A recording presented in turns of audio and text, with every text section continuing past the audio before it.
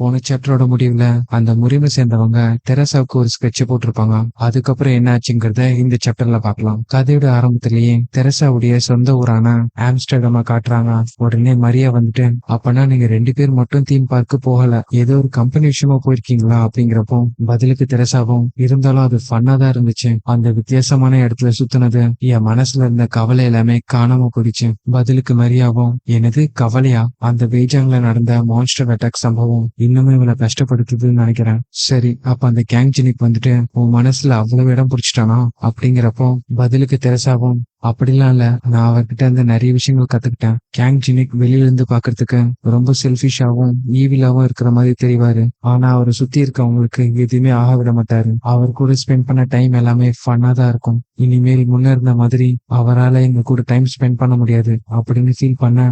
இதை கேட்ட மரியாவும், இவ இடத்துல நான் இருந்திருந்தேனா கண்டிப்பா ஜெலஸ் ஆயிருப்பேன். ஆனா இவ என்னடானா அவனுக்காக கவலைப்படுறான் அப்படின்னு நினைச்சிட்டு, சரி சரி அவனை ஒரு நாள் எனக்கு இன்ட்ரோ பண்ணி வைன்னு சொல்றான். பதிலுக்கு தெரசாவும் கோவப்பட, அவங்க இப்படி பேசிட்டு இருக்கும் போதே வானம் அப்படியே சிவப்பா மாற ஆரம்பிக்குது. உடனே அங்க இருக்க டேபிள் எல்லாம் அதிர ஆரம்பிக்க, என்னது இது எடுத்துக்கோக்கான்னு கேட்க, பதிலுக்கு தெரசாவும் இல்லைன்னு சொல்லிட்டு அங்க இருக்க பில்டிங் மேல ஏறி பாக்குறான். அவளுக்கு எதிர்க்க ஏதோ ஒரு வில்லங்கம் இருக்கு. அதை பார்த்துட்டு அவ ஷாக் ஆக, அப்படியே இந்த சீன் இங்க கட் பண்ணிட்டு டவர் 5th ஃப்ளோர்ல ஆண்ட்ரியா வந்துட்டு யார் கூடயே சண்டை போட்டுட்டு இருக்கான். ஆக்சுவலா அது நம்ம ஹீரோ தான், அவளுக்கு ட்ரைனிங் கொடுத்துட்டு இருக்கான். இங்க பாரு ஆண்ட்ரியா, நீ மூவ் பண்ணும்போது எப்பவுமே ஆப்போனன்ட்டுடைய காலை தான் பார்க்கணும், அப்பதான் அவங்கள ஏமாத்திட்டு அடுத்த சைடு நம்மளால நகர முடியும். இப்ப அப்பர் ஃப்ளோர் ஓபன்ல இருக்கிறதுனால வேற ஏதாவது பிளேயர்ஸ் இங்க வந்து உங்க தொந்தரவு பண்றாங்களான்னு கேட்க, பதிலுக்கு ஆண்ட்ரியாவும், சம்டைம்ஸ் ஸ்ட்ராங்கான பிளேயர்ஸ் வராங்க தான், ஆனா அதெல்லாம் இப்ப எனக்கு ஒரு மேட்டராவே இல்லை, ஏன்னா நானும் இப்ப செம ஸ்ட்ராங் ஆயிட்டேன் அப்படின்னு சொல்லிட்டு அவளுடைய அல்டிமேட் ஸ்கில்லான அல்டிமேட் ஸ்ட்ரைக் ஆஃப் பனிஷ்மெண்ட் அப்படிங்கிற ஒரு ஸ்கில் ஆக்டிவேட் பண்ணி நம்ம ஹீரோ அட்டாக் பண்ண, பதிலுக்கு அவனும் வெறும் கையிலேயே அதை பிளாக் பண்ணிடுறான். இதை பார்த்து அவளும் ரொம்ப ஈஸியா அதை பிளாக் பண்ணிட்டீங்கன்னு சொல்லிட்டு அங்கேயே சோகத்துல விழுந்துடுறான். ஹீரோவும் மனசுக்குள்ள, நான் நினைச்சதை விட இவன் நல்லாவே வளர்ந்துட்டான். ஃபர்ஸ்ட் டைம் இவளை பார்க்கும்போது பயத்துல நடுங்கிட்டு இருந்த ஒரு சின்ன குழந்தையா இருந்தா, ஆனா இப்ப அப்படி இல்லை. அது மட்டும் இல்லாம இந்த 5th ஃப்ளோர் வந்துட்டு ஒரு பைத்தியக்கார இடமா இருந்துச்சு, இப்ப இவளால பயங்கரமா டெவலப் ஆயிட்டு வருது. இங்க இருக்க பாப்புலேஷன் எல்லாமே கூடிய சீக்கிரத்துல என்னுடைய பெரிய ஃபோர்ஸா மாறப்போகுது அப்படின்னு பிளான் போட, அந்த இடத்துக்கு வந்து ஆலிஸ் வந்துட்டு ஆண்ட்ரியாவை பார்த்து, நீ இன்னும் ரொம்ப தூரம் போக வேண்டியது இருக்க, இதுக்கே சோர்ந்து உட்காந்துட்டா எதுவுமே மாறாது. அதுக்கப்புறம் நான் இதெல்லாம் உனக்கு சொல்லியே கொடுக்கலன்னு சொல்லிட்டு அவ அழுறத பார்த்து மிரட்டுறான். இதை பார்த்த ஹீரோ வந்துட்டு, நான் நினைச்சதை விடவுமே இவங்க 2 பேருக்கும் நடுவுல கெமிஸ்ட்ரி நல்லா ஒர்க் அவுட் ஆகுது, ஆலிஸுடைய கைடன்ஸ் இருந்தா ஆண்ட்ரியா இன்னும் ஸ்ட்ராங் ஆவா அப்படின்னு நினைக்கும் போதே ஹீரோவோட போனுக்கு கொரியன் அவேக்கன் அசோசியேஷனோட பிரசிடென்டான ஹான் சார்ஜன் கிட்ட இருந்து ஒரு எமர்ஜென்சி வீடியோ கால் வருது. அதை அட்டென்ட் பண்ண நம்ம ஹீரோவும், பார்த்து ரொம்ப நாள் ஆகுது, என்ன விஷயம் பிரசிடென்ட்னு கேட்க, பதிலுக்கு அவரும், மிஸ்டர் கேங்ஜினி, இது ரொம்ப ரொம்ப அர்ஜென்ட், நீங்க எவ்வளவு சீக்கிரம் முடியுமோ அவ்வளவு சீக்கிரம் இங்க வரணும். இதை கேட்ட ஹீரோவும் என்ன ஆச்சுன்னு கேட்க, பதிலுக்கு அவரும், இந்த யூரோப் முழுக்க மான்ஸ்டர் அவுட் பிரேக் நடந்திருக்கு, ஒட்டு மொத்தமா 60 கேட் ஓபன் ஆயிருக்கு, இது இன்னுமே அதிகரிக்கும்னு நினைக்கிறேன். இந்த டவர் வந்ததுக்கு அப்புறம் நடந்த அவுட் பிரேக்லயே இதுதான் ரொம்ப பெரிய out break. France, Netherlands, England, Germany ஒட்டுமொத்த யூரோப்பையும் மான்ஸ்டர் சுத்தி வளர்ச்சிச்சுங்க. இப்போதைக்கு யூரோப்ல இருக்கவங்க ஒரு டிஃபென்ஸ் லைன் அமைச்சு போராடுறாங்க, ஆனா அவங்களால ரொம்ப நேரம் தாக்கு பிடிக்க முடியாது அப்படின்னு அந்த சுச்சுவேஷனை எக்ஸ்பிளைன் பண்றாரு. அடுத்த சீன்லயே யூரோப்ல அந்த மான்ஸ்டர்ஸ் எல்லாமே கத்தி தோட்டான்னு எல்லாத்தையுமே தாண்டி வெறித்தனமா ஓடிட்டு இருக்குங்க. அங்க இருக்க சோல்ஜர்ஸ் எல்லாருமே தாக்கு பிடிக்க முடியாம தவிச்சிட்டு இருக்க. உடனே ஃபிளேம் ஸ்ட்ரைக்னு சொல்லக்கூடிய ஒரு ஸ்கில் ஆக்டிவேட் ஆகி அங்க இருக்க சோல்ஜர்ஸ் சுத்தி நெருப்பு ஓட்டம் வருது. அது வந்துட்டு அந்த மான்ஸ்டர் முன்னேறி போகாம தடுக்குது. யாரா இந்த ஸ்கில் ஆக்டிவேட் பண்ணாங்கன்னு பாத்தீங்கன்னா நம்ம மரியாதான்.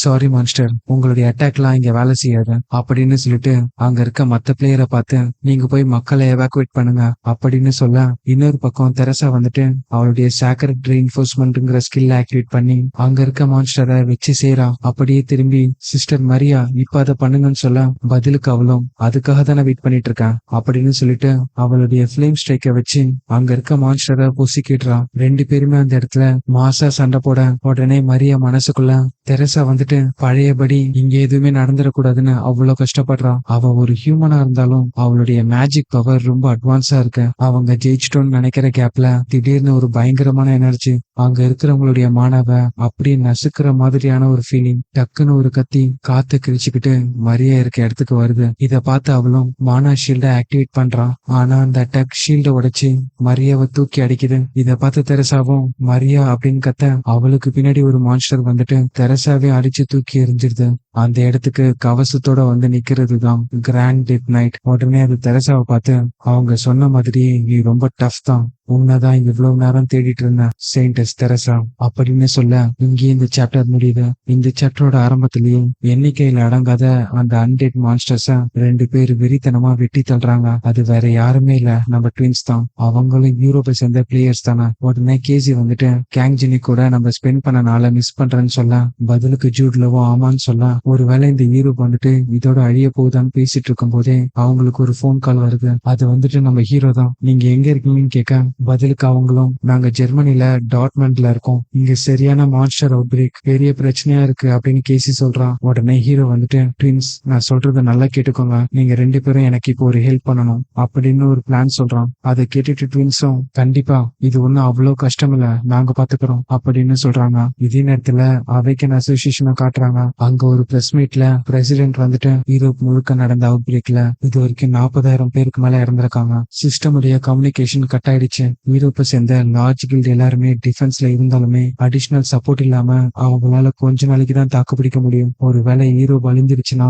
அடுத்து யாருன்னு உங்களுக்கே தெரியும். இது ஒரு எமர்ஜென்சி டிஸ்பேட்ச். சோ எல்லார்கிட்டையும் கெஞ்சி கேட்டுக்கிறேன், மனித இனத்தோட சர்வைவலுக்காக ப்ளீஸ் எல்லாரும் ஃபைட் பண்ணுங்க அப்படின்னு கெஞ்சுறாரு. ஹீரோ கிளம்புறதுக்கு முன்னாடி அந்த இடத்துக்கு ஆண்ட்ரியா வந்துட்டு தெரசா எப்படி இருக்கான், அவளை நான் ரொம்ப மிஸ் பண்றேன்னு சொல்லுங்க. பதிலுக்கு ஹீரோவும் அவ நல்லா இருக்கா, நான் கண்டிப்பா அவகிட்ட சொல்லிடுறேன்னு சொல்றான். உடனே ஆலிஸ் வந்துட்டு யூரோப்ல அவ்வளவு பெரிய கலவரம் நடக்குது, தெரசா அந்த இடத்துல நல்லா இருக்கிறதுக்கு வாய்ப்பே இல்லை அப்படிங்கிறப்போ ஹீரோ வந்துட்டு ஆண்ட்ரியா இப்போதைக்கு ஸ்ட்ராங் ஆகுறதுல மட்டும்தான் ஃபோக்கஸ் பண்ணணும். இன்கேஸ் அவளுடைய மைண்ட் டைவர்ட் ஆனா அது நமக்கு தான் தேவையில்லாத லாஸ், அதனால இந்த விஷயம் அவளுக்கு தெரிய வேணாம் அப்படின்னு சொல்றான். பதிலுக்கு ஆலிஸும் வெளியில அவ்வளவு விஷயம் நடக்குது, என்ன சும்மா இருக்க சொல்றியான்னு கேட்க, பதிலுக்கு ஹீரோவும் ஆமா ஆலிஸ், இது உன்னுடைய தனிப்பட்ட எஃபர்ட்ல முடிக்கிற விஷயம் இல்ல, நீ இங்கேயே இருந்து ஆண்ட்ரியாக்கு ட்ரைனிங்கை மட்டும் கூட, வெளியில என்ன நடக்குதோ அதை நான் பாத்துக்கிறேன் அப்படின்னு சொல்லிட்டு ஹீரோ கிளம்பிட.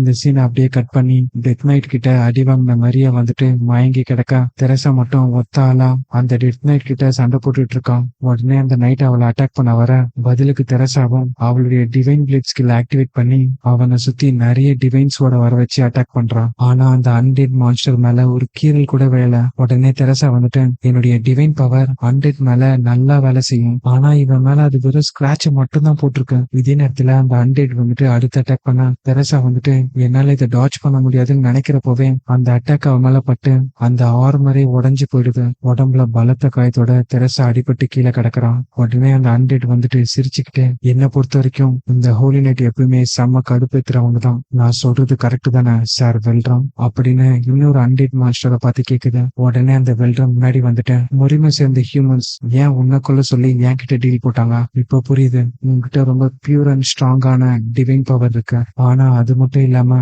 உனக்குள்ள ஒரு இன்ட்ரெஸ்டிங்கான எனர்ஜி இருக்கு, சரி இவளை தூக்கு நம்ம போலாம்னு சொல்ல, உடனே அந்த டெட் நைட் வந்துட்டு ஆனா இவளை கொல்ல தானே சொன்னாங்க அப்படிங்கிறப்போ அப்ப நம்ம ப்ராமிஸ காப்பாத்த போறது இல்லையான்னு கேட்க, பதிலுக்கு அந்த வெல்ட்ரம் வந்துட்டு அதை விட ப்ரீஷியஸான ஒரு விஷயம் இவகிட்ட இருக்கு, அப்படியே அந்த மேஜிக் யூஸ் பண்ண பொண்ணையும் தூக்க, 2 பேருமே நமக்கு ரொம்ப யூஸ்ஃபுல்லா இருப்பாங்க அப்படின்னு சொல்லிட்டு அவங்க 2 பேருமே தூக்கிட்டு போக, இது எல்லாத்தையுமே தூரத்துல இருந்து யாரோ போட்டோ எடுக்கிறாங்க. யாருன்னு பார்த்தா நம்ம ட்வின் தான். உடனே ஜூட்ல வந்துட்டு போட்டோ கரெக்டா எடுத்தியான்னு கேட்க, பதிலுக்கு அவ்வளோ சக்சஸ்ஃபுல்லா கிளிக் பண்ணிட்டாங்கிறான். உடனே ஜூட்லியும் வந்துட்டு ஆனா அவங்க ரொம்ப ஸ்ட்ராங்கா இருக்காங்க, நம்மளால அவங்கள ஜெயிக்க முடியுமான்னு கேட்க, பதிலுக்கு கேசியும் அந்த மாதிரி மான்ஸ்டர் கூட சண்டை போட்டு நம்மளால ஜெயிக்க முடியாது, அதை டிஃபீட் பண்றதுக்கே ஒருத்தர் இருக்காருன்னு சொல்லிட்டு நம்ம ஹீரோவுக்கு தான் அந்த போட்டோவை சென்ட் பண்றாங்க. இவங்க தான் தெரசாவை தூக்கிட்டு போன கல்பரேட்னு சொல்லிடுறாங்க.